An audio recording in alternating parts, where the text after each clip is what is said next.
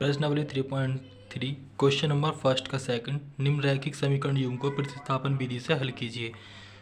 जैसा हमने पहला क्वेश्चन किया था उसी तरीके से हमें इसको भी करना है, प्रतिस्थापन विधि से हल करना है।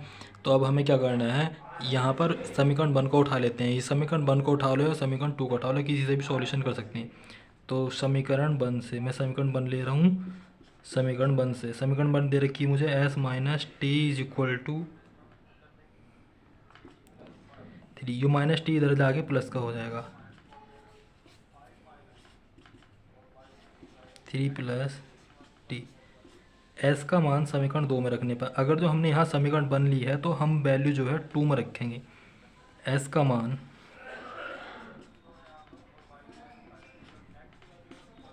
समीकरण 2 में रखने पर, तो मैं s की जगह 3 प्लस टी रखूँगा।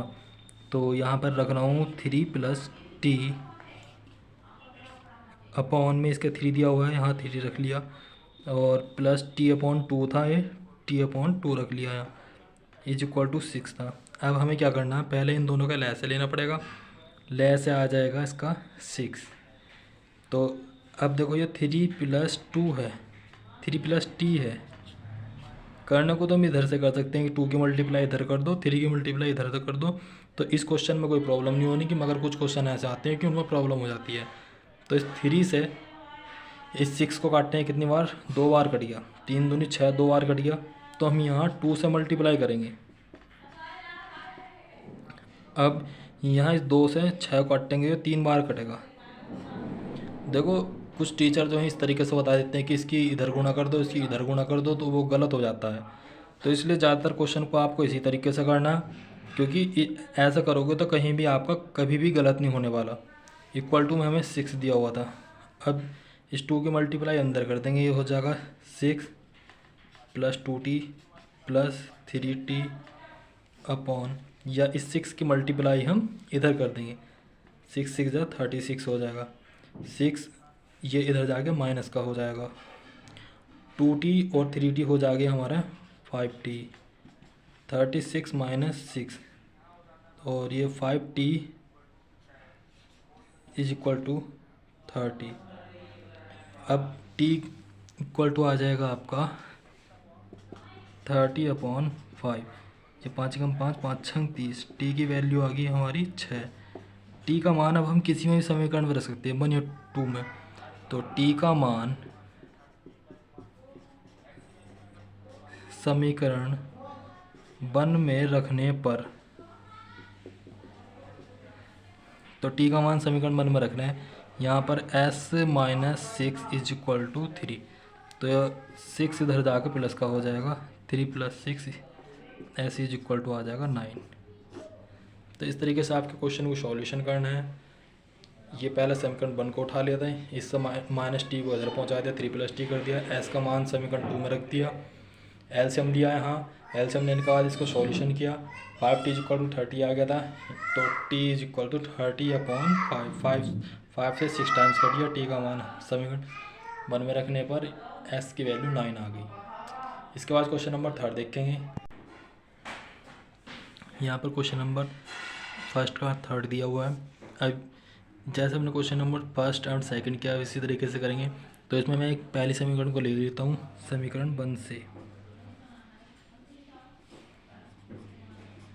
समीकरण 1 दे रखी 3x minus y is equal to 3।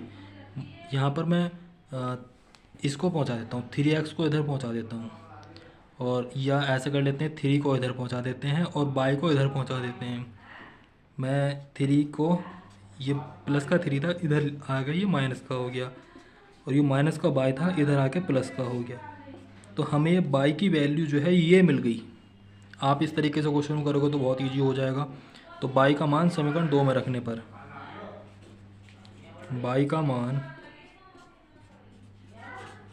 समीकरण 2 में रखने पर, आपको इस चीज़ का ध्यान रखना, अगर हमने यहाँ समीकरण 1 ली तो इसकी वैल्यू जो है 2 में रखी जानी। यहाँ पर y की वैल्यू है तो यहाँ पर हम ये रख देंगे y के प्लेस पे, 9x माइनस 3 और बाई की वैल्यू दे रखी है हमें 3x माइनस 3 और इक्वल टू में 9 दिया हुआ है। तो यहाँ आ जाएगा हमारा 9x माइनस इसकी मल्टीप्लाई से करेंगे तो 3 तिया 9x, ये भी माइनस का है और ये भी माइनस का है, तो ये आ जाएगा यहाँ हमारा प्लस 3 तिया 9 इज इक्वल टू 9। अब यहाँ पर देखेंगे कि 9x में से 9x गया, ये भी 0 बच रहा है और इसको भी, तो देखो मैं इसको पहले यहाँ पहुँचा देता हूँ 9 माइनस 9, यानी कि 9 मैंने इधर पहुँचा दिया तो माइनस का हो गया जाके इधर 9 माइनस 9x माइनस 9x, इसको हम इधर ना ले जाकर 9 को इधर ना ले जाकर यहाँ इसको हम काट लेंगे, तो ये लाइन लिखने की हमें ज़रूरत नहीं है। 9x से 9x यहाँ ही कैंसिल कर देंगे तो यहाँ बचा 9 इज इक्वल टू 9। इसका मतलब ये हो गया कि ये दोनों साइड में इक्वल प्रूफ हो रहा, तो इसका मतलब हो गया कि ये जो समीकरण दी गई हैं दोनों सत्य हैं, सत्य मतलब संपाती हैं। तो यहाँ पे लिख देंगे अतः दी गई रेखाएं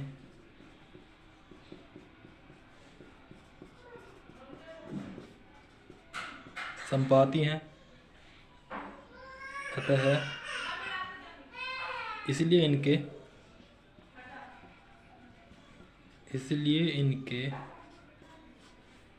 अनंत हल होंगे।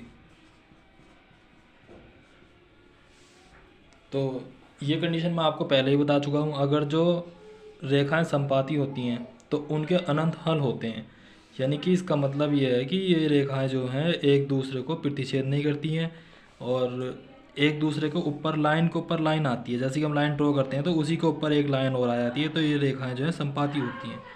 तो यही जो रैखिक समीकरण दिए गए हैं ये संपाती हैं, इसलिए इनके अनंत हल होंगे। नेक्स्ट क्वेश्चन देखेंगे।